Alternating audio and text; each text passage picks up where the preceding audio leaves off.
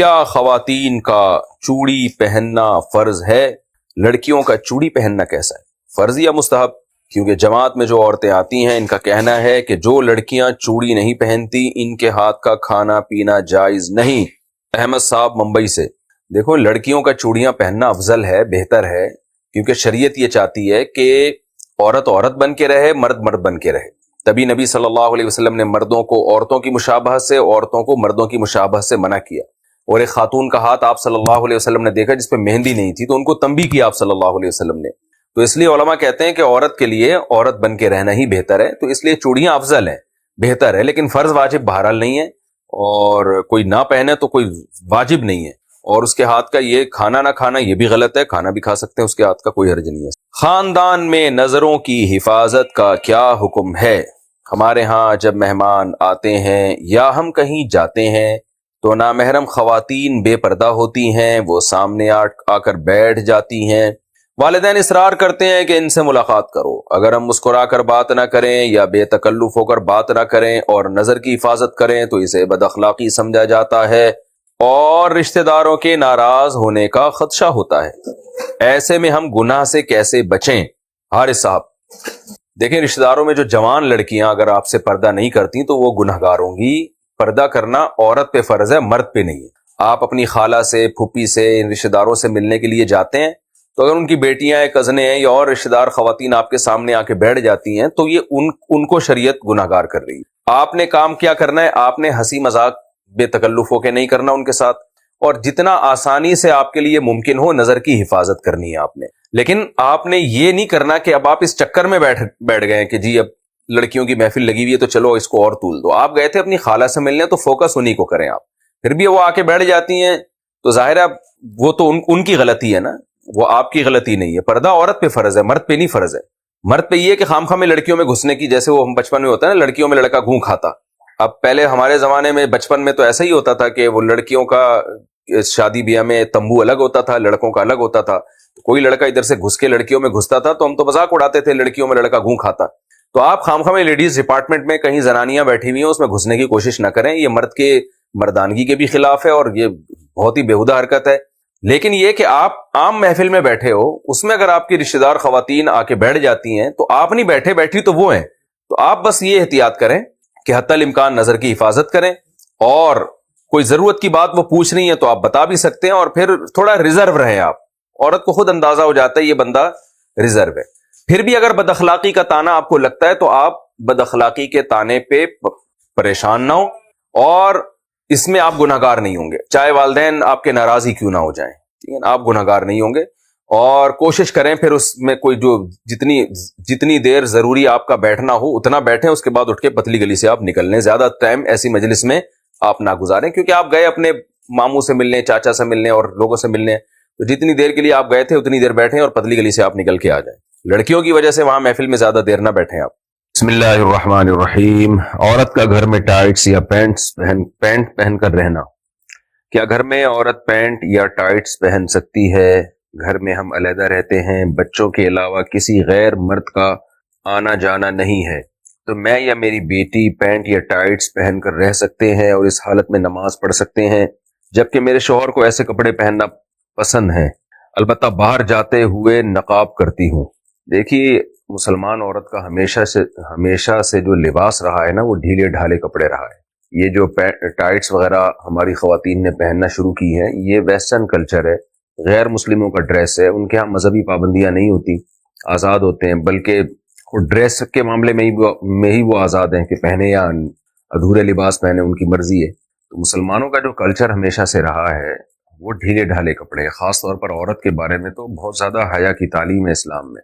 تو اس لیے وہ ڈریسنگ جو مغربی دنیا سے آ رہی ہے، ہماری مسلمان عورت کو اس سے اجتناب کرنا چاہیے۔ انسان کے ڈریس کا نا اس کے ذہن پر بہت بڑا اثر پڑتا ہے۔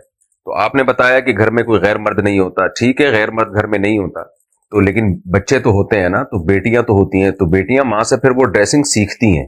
جب غیر مرد نہیں ہے تو پردے کے وہ حکام نہیں ہیں، تو بے پردگی کا تو کوئی گناہ نہیں ہوگا، لیکن یہ ہے کہ وہ بچیاں سیکھیں گی نا وہ ڈریس، تو کیوں اپنی بچیوں کو ایسے ڈریس سکھائے جا رہے ہیں جو اسلامی تعلیمات کے سے میچ نہیں کرتے؟ یعنی میں نہیں کہہ رہا کہ وہ کوئی خاتون اگر پینٹ پہنتی ہیں اوپر اگر اس کے شرٹ بھی ہو نا ذرا لمبی شرٹ ہو تو وہ حرام تو نہیں عمل کہلائے گا یہ, کیونکہ اوپر لمبی شرٹ ہے. جیسے نماز میں ہم نے دیکھا ہے بعض مرد پینٹ پہنتے ہیں اس کے اوپر تھوڑی شرٹ نیچے لمبی ہوتی ہے, تو اس میں ایسا نہیں ہوتا کہ وہ سطر کے آزاد نمایاں ہو رہے ہوں. تو اس لیے اگر کوئی خاتون اوپر شرٹ پہن لیتی ہیں جو ذرا لمبی شرٹ ہو یا قمیص پہن لیتی ہیں تو ٹھیک ہے, کیونکہ پردہ ہو جاتا ہے مکمل, بشرطے کہ شرٹ بھی ذرا ڈھیلی ڈھالی ہو. لیکن یہ کہ بہرحال حیا کے مطابق نہیں ہے, یعنی جیسے حیا کا جو تقاضا ہے وہ یہی ہے کہ عورت وہی ڈریسنگ پہنے جو مسلمانوں کی ڈریسنگ, مسلمان عورتوں کی ہمیشہ سے ایک ڈریسنگ چلی آ رہی ہے, ڈھیلے ڈھالے کپڑے پہنے میں. تو اس لیے آپ کو میں مشورہ دوں گا قطع نظر اس سے کہ حلال و حرام کیا ہے. گنجائش تو دی جا سکتی ہے, اگر میں نے بتایا جیسے پینٹ کے اوپر ایک کرتا پہن لے خاتون, تھوڑا سا لمبا کرتا ہو, تو گنجائش تو ہے, لیکن ایسی ڈریسنگ کو فروغ نہیں دینا چاہیے. اور خاص طور پہ اپنے بچوں کو حیا سکھانی چاہیے, بیٹیوں کو. تو حیا ختم ہونے سے بڑے مسائل کھڑے ہو جاتے ہیں فیوچر میں. تو اس لیے میں آپ کو یہی دوں گا کہ شریعت کی روشنی میں ترغیب اسی کی ہے کہ آپ ایسا ڈریس نہ پہنیں. رہا مسئلہ یہ کہ شوہر کو ایسی ڈریسنگ پسند ہے تو ٹھیک ہے, شوہر میاں بیوی کا جو پرسنل معاملات ہوتے ہیں تو وہ بند کمرے میں ہی ہونے چاہیے. بچوں کے سامنے ایسا ڈریس پہننا وہ بہرحال مناسب نہیں ہے. اگر بچے بھی گھر میں نہ ہوتے, آپ بالکل اکیلی ہوتی ہیں, میاں ہوتے, تو پھر تو ظاہر ہے میاں بیوی کا تو کوئی پردہ ہی اللہ نے نہیں رکھا, تو وہ تو جو مرضی لباس پہنے ان کی مرضی ہے. لیکن یہ کہ اس طرح جب بچے گھر میں موجود ہیں, بیٹیاں گھر میں موجود ہیں, تو پھر ایسے لباس سے احتراز کرنے چاہیے جو حیا کے خلاف ہو, یا حیا کے خلاف تو نہ ہو لیکن حیا کے معیار پر پورا نہ اترتا ہو. تو اس طرح کے لباس سے عورت کو, مسلمان عورت کو اوائڈ کرنا چاہیے, پرہیز کرنا چاہیے. کلچر کی ایسی کی تیسی ہو گئی, تو جہاں کلچر ہوتے ہیں وہاں کبھی تکبر ہوتا ہے, کبھی شگر ہوتا ہے. اور جب تک مثال نہیں دیں گے بات سمجھ میں آتی نہیں. دیکھو ایک آدمی کے پاس لینڈ کروزر ہے, بے شمار دولت ہے, اور کالر اوپر کر کے گھوم رہا ہے, تکبر آ گیا نا اس میں. تو ایک غریب آدمی کہہ رہا ہے جس کے پاس کھانے کو روٹی نہیں ہے, رکشا بھی نہیں ہے, وہ کہہ رہے میرے اندر تکبر نہیں ہے, الحمدللہ, غرور تکبر میں نے کبھی بھی نہیں کیا. اور اس کو دیکھو, اس کے کالر اوپر کر کے گھوم رہا ہوتا ہے, تکبر ہے. تو لوگ کیا کہیں گے, تیرے پاس تکبر کے لیے ہے کیا؟ اس جیسی دولت ہوتی پھر تکبر نہ کرتا, ہم سلوٹ کرتے یار.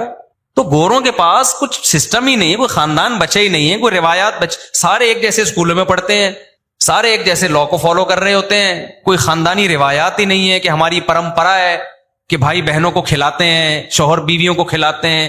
ہوتا ہے نا ہماری, تو ہماری خاندانی روایات ہیں, ہم ابا کی خدمت کرتے ہیں, ہمارے یہاں چاچا اور ابا جو ہے نا سب ایک ہی جیسے سمجھے جاتے ہیں, اور بھائی کا بھی وہی احترام ہے, بڑے بھائی کا. یہ تو روایات ہوتی ہیں, تو پھر تکبر بھی آتا ہے, کبھی شکر آتا ہے, کبھی تکبر آتا ہے.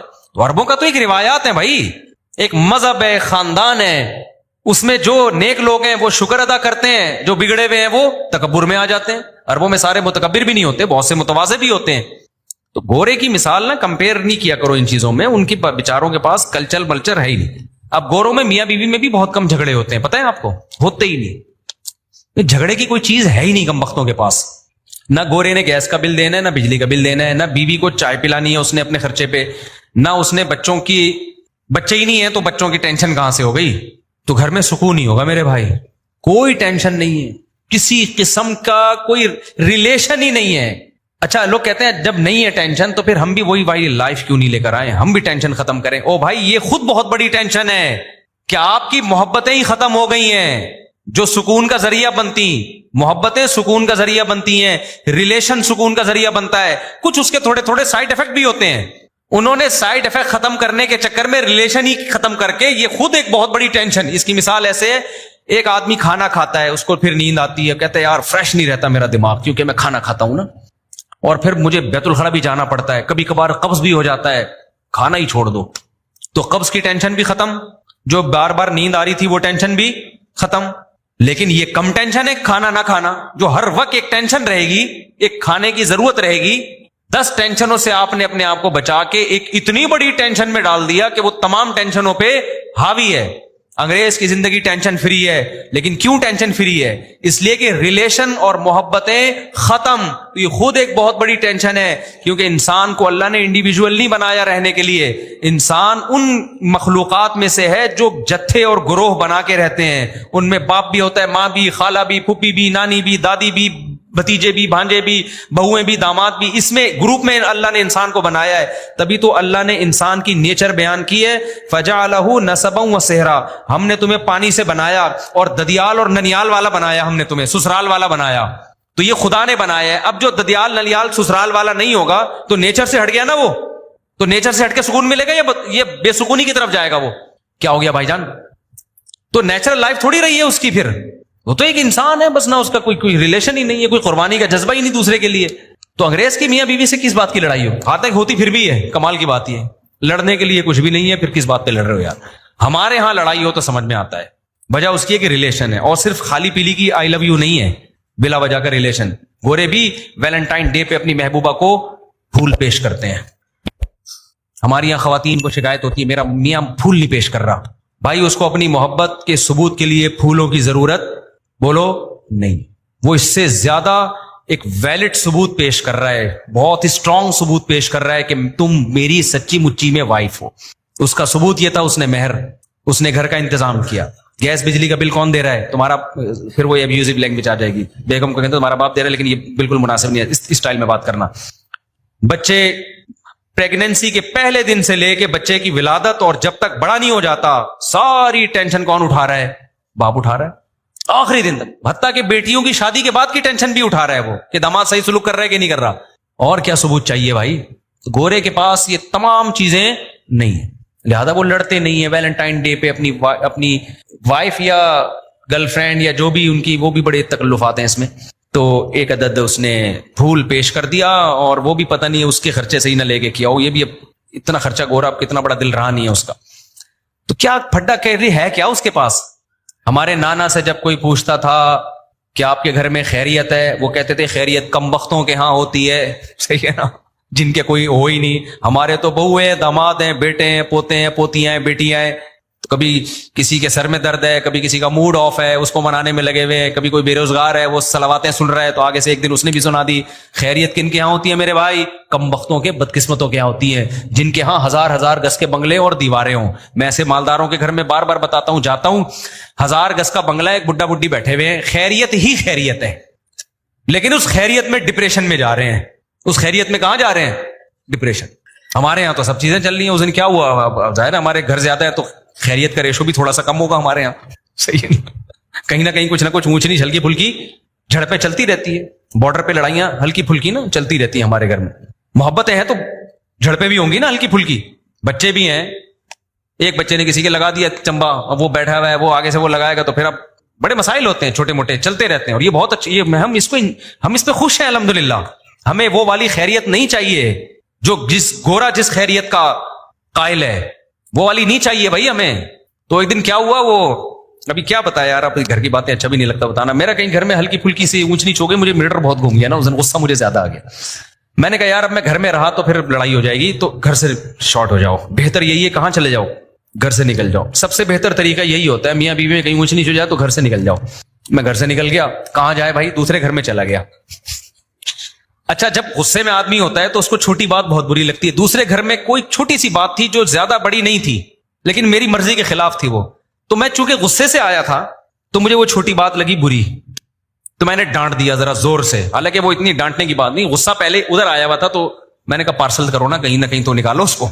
اچھا, مجھے اندازہ ہوا کہ یار یہ تھوڑا میں نے کیا کر دیا ہے, یہ اتنا بنتا نہیں تھا, لیکن میں چونکہ خود غصے میں تھا تو میں نے وہ پارسل کر دیا. اب میں نے کہا یہ نئی جنگ یہاں پہ جھڑپیں نہ شروع ہو جائیں, کہیں یہاں سے بھی کیا کرو, موو کرو فوراً.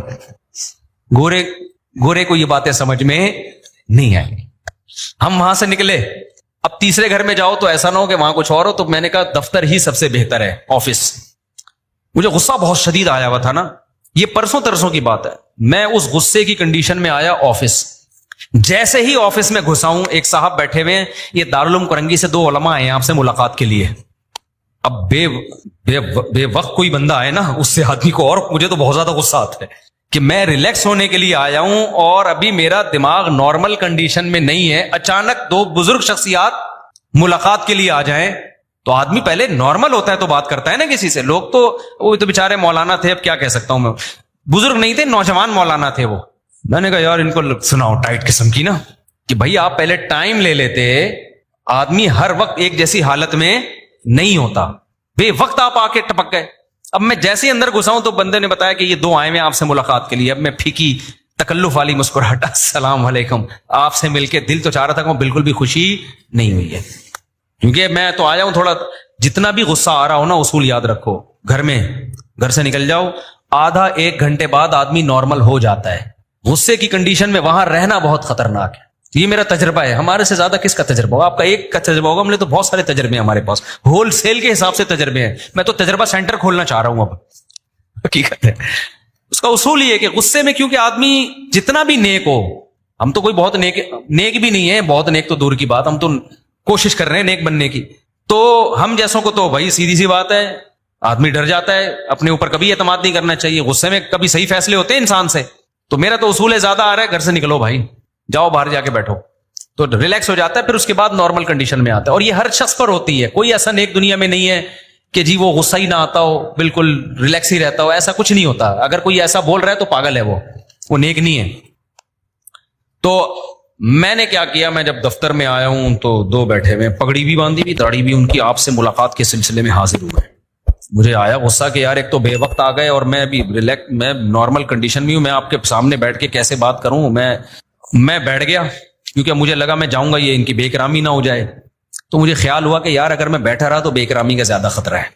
الٹی بات کر دی نا انہوں نے, تو میں ان کو پارسل کر دوں گا جواب دکھا کے. ابھی میں نارمل نہیں ہوں. میں نے ان سے کہا مجھے ایک بہت ضروری کام ہے. بڑی مشکل سے اپنے آپ پر قابو کیا میں نے, بالکل نارمل, تاکہ ان کو پتہ نہ چلے. میں نے کہا مجھے ایک بہت ضروری کام ہے, آپ بیٹھے, میں آتا ہوں. ان کو بٹھا کے, وہ جو بیچارے گارڈ ہے نا ہمارے, ان کے کمرے میں جا کے میں بیٹھ گیا آرام سے. آدھا پونے گھنٹے میں جب میں ریلیکس ہوا, اپنے آپ کو ذرا میں نے مصروف کیا دوسرے کاموں میں, یوٹیوب پہ کوئی ویڈیو دیکھی, کوئی پرینک دیکھا, کوئی مزاحیہ, آج کل عجیب چیزیں آ رہی ہیں مارکیٹ میں. تھوڑا جب میں ریلیکس ہو گیا اور مجھے اندازہ ہو گیا کہ اب وہ بالکل آثار ختم ہو گئے ہیں, پھر میں نے ان کو بلایا. کس سلسلے میں حاضر ہوئے, اب آپ سمجھو, یہ بڑا مزیدار واقعہ ہے. ان میں سے ایک مولوی صاحب, نوجوان مولوی صاحب, انہوں نے کہا میں دوسری شادی کر کے پھنس گیا ہوں, اس سلسلے میں حاضر ہوا ہوں. میں نے سوچا اس کو میں کیا سمجھاؤں کہ میں ابھی پھنسا ہوا, تو ابھی تو نکلا ہوں میں تھوڑی دیر پہلے. ابھی میں خود پھنسا ہوا تھا, یہی تو ہوا ہے میرے ساتھ. ایک میں کیا ٹینشن ہے بھائی, یہ مسائل تو 2-3 جب ہوں گی تو کچھ نہ کچھ تو ہوگا نا. کیا خیال ہے, ایک والے کو کیا پتا ہے یار, جب 2-3-4 ہوں تو کچھ نہ کچھ تو بھائی. جب شہد کے چھتے میں منہ دھو کے شہد پیو گے تو مکھیاں کیا کریں گی, کاٹیں گی. مجھے ہنسی آ گئی نا اس کی بات پہ. میں نے کہا اگر اس کو میری کنڈیشن کا پتا ہوتا نا کہ تو میرے سے اصلاح لینے کے لیے آیا ہے, میں خود پھنسا ہوا تھا. کہہ رہے میں پھنس گیا ہوں, کہہ رہے میں نے ابھی کی ہے اور میں کیا کر گیا ہوں, پھنس گیا ہوں میں تو. اور بیوہ سے کی ہے, اس کے بچے بھی ہیں, تو میری پہلی بیوی نے ناک میں دم کیا ہوا ہے, اور یہ ہوا اور وہ ہوا وغیرہ وغیرہ نا. تو مجھے ہنسی آ گئی نا اس کی بات پہ. میں نے اس سے کہا کہ یار, یعنی اس سے کہا نہیں میں نے کہا اور ڈر جائے گا بیچارہ.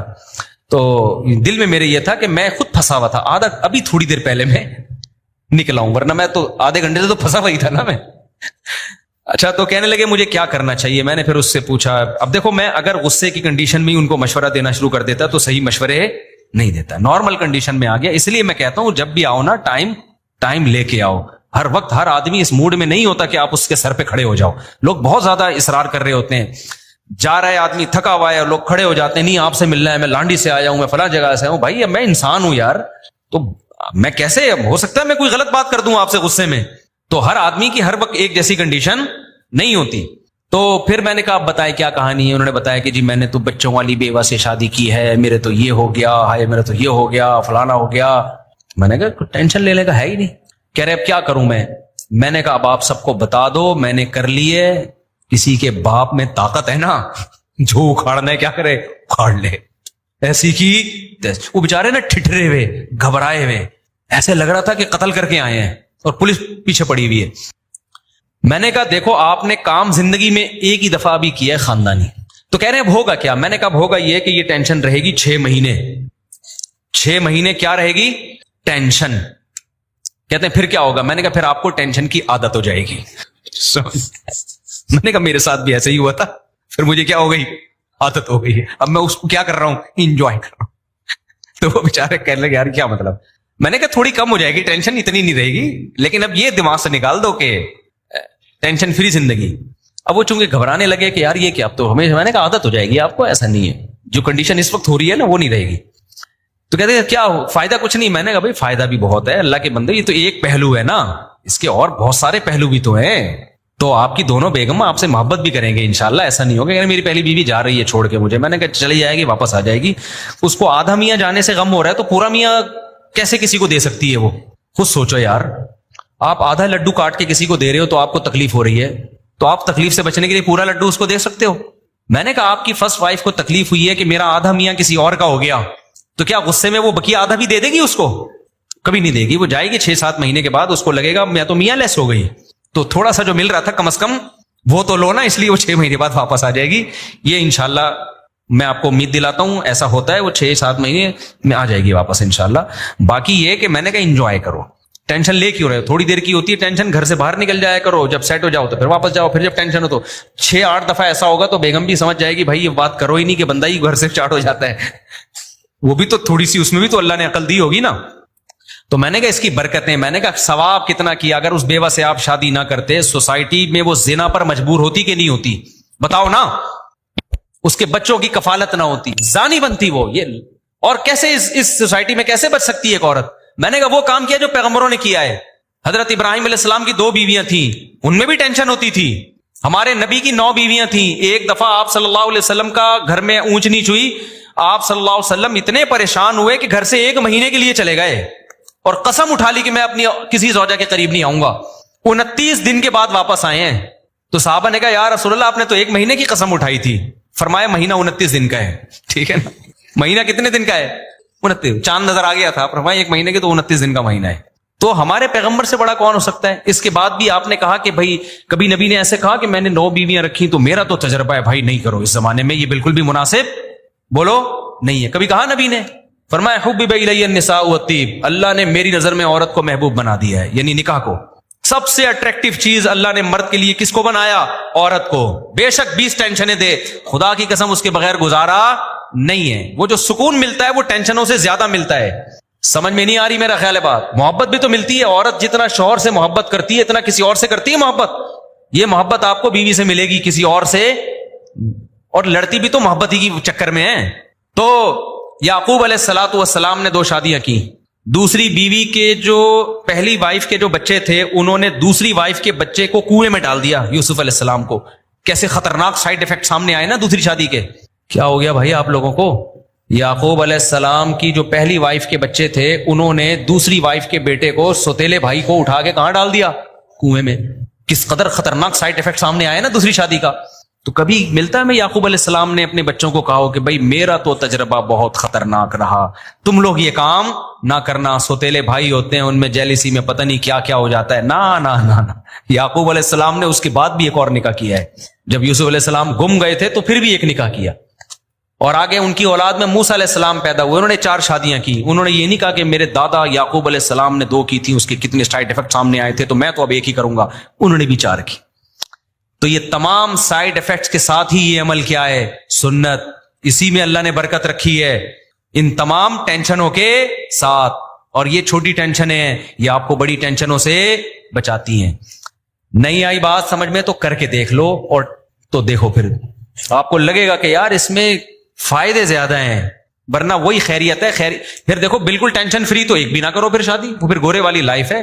تو کوئی جھگڑا نہیں ہوتا ان کا, کوئی پڈا نہیں ہوتا, لیکن لٹکتے ہیں بےچارے ڈپریشن میں جا کے. آخر میں خودکشیوں کے ریشو بہت ہیں زندگیوں میں, کسی کو کسی پہ وہاں اعتماد نہیں ہے. اب جو لبرل طبقہ ہمارا وجود میں آ رہا ہے نا, شادی کر کے بھی بیوی پہ اعتماد نہیں ہوتا, پتہ نہیں کہاں کہاں چکر چل رہا ہے. عورت کو شوہر پہ اعتماد نہیں ہوتا, پتہ نہیں کہاں کہاں چکر چل رہا ہے اس کا.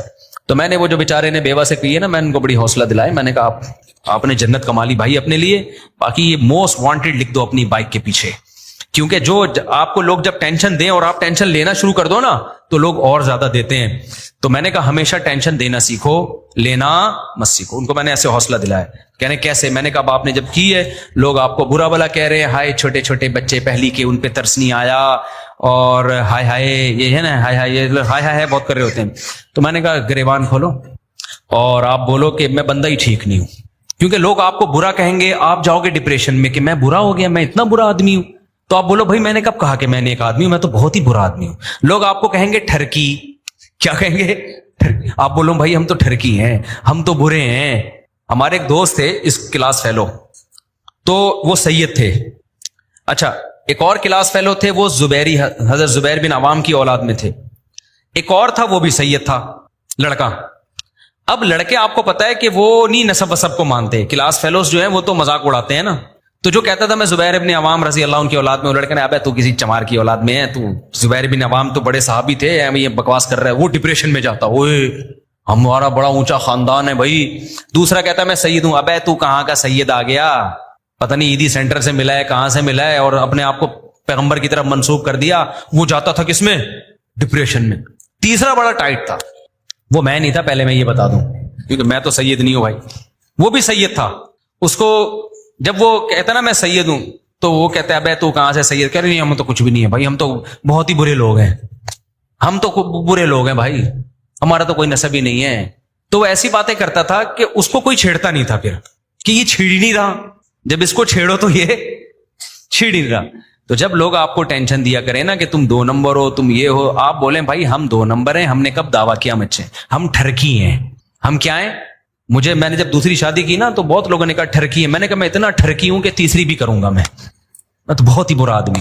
تو لوگوں کے تانوں میں آ کے اگر آپ گھبرانا شروع کر دیا نا تو لوگ کچا چبا کے مار دیں گے. آپ کو بتا دوں میں، ایسا عزت پھر بھی نہیں دیں گے، یہ بتا دوں میں، عزت پھر بھی نہیں ملے گی آپ کو. تو جو آپ کو سمجھ میں آ رہا ہے کرتے چلے جاؤ، لوگوں کی پرواہ مت کرو. لوگ کہتے ہیں چور ہے، فلانا ہے، ڈمکانا ہے. جب میرے پر تو کیا کیا الزامات نہیں لگے. بعض لوگوں نے یہ کہا تو بڑا ظالم ہے، گھر میں بڑا ظالم ہے، چنگیز خان ہے. تو میں نے کہا بھائی یہ بات میرے گھر والے کریں نا، تو کون ہوتا ہے؟ میں چنگیز نہیں، میں ہلاکو خان ہوں. میں جب گھر میں جاتا ہوں سارے بے ہوش ہو جاتے ہیں. میں چاقو لے کے گھر میں داخل ہوتا ہوں، بندوق لے کے، بم لے کے، گریڈ ہوتا ہے میرے ہاتھ میں. ایسا بدتمیز آدمی ہوں میں. تیرا کیا لینا دینا؟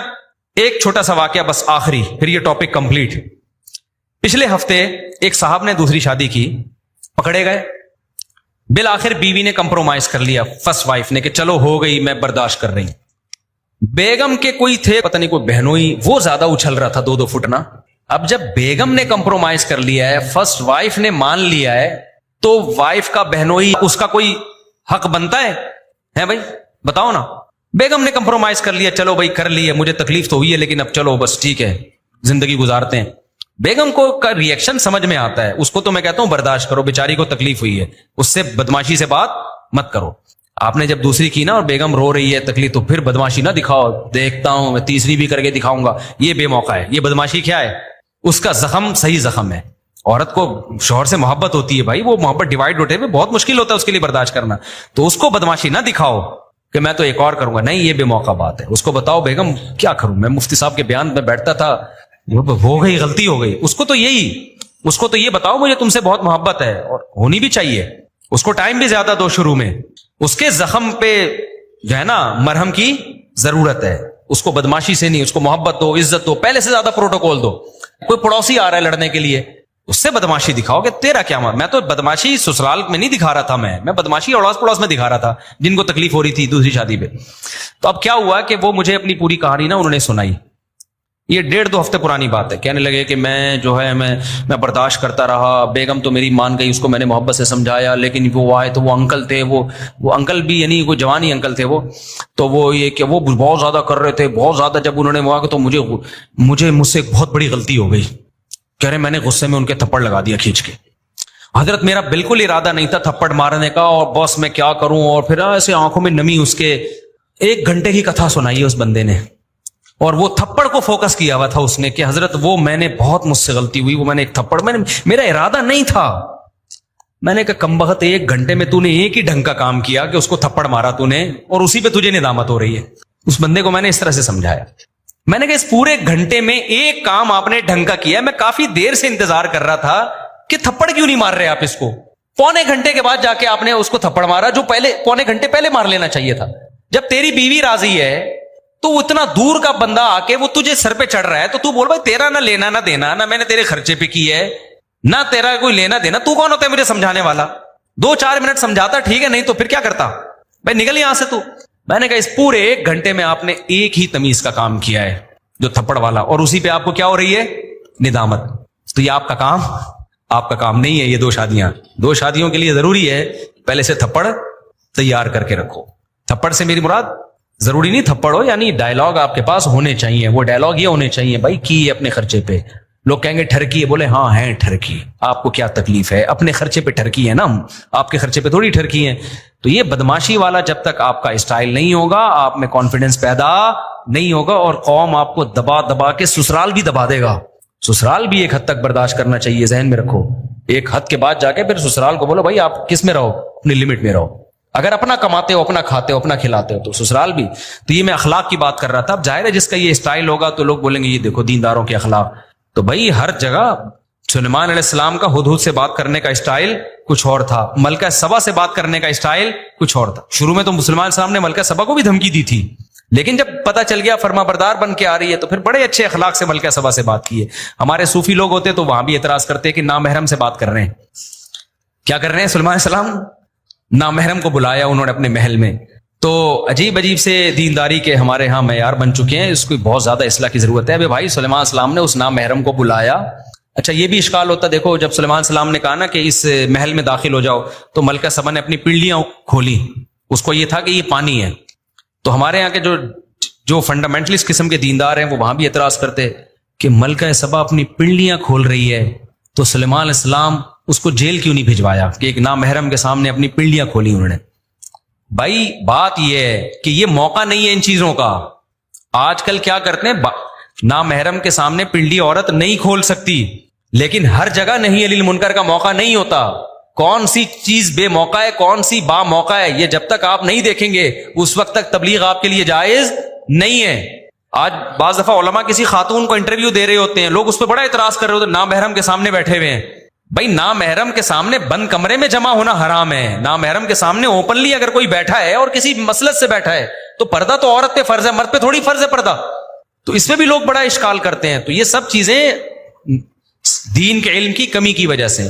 خیر بات بہت زیادہ لمبی ہو گئی، تو وہ خیریت کا ذہن میں رکھیں کہ گوروں کے ہاں جو خیریت ہوتی ہے نا، اس خیریت سے آپ بالکل بھی متاثر نہیں. دیکھو میں اس دن کتنی ٹینشن میں تھا، اگر میری شادیاں نہ ہوتی تو وہ ٹینشن نہیں ہوتی. لیکن میں آپ کو بتاؤں شادیاں نہ ہوتی تو یہ خوشی بھی نہ ہوتی جو آپ کو نظر آ رہی ہے.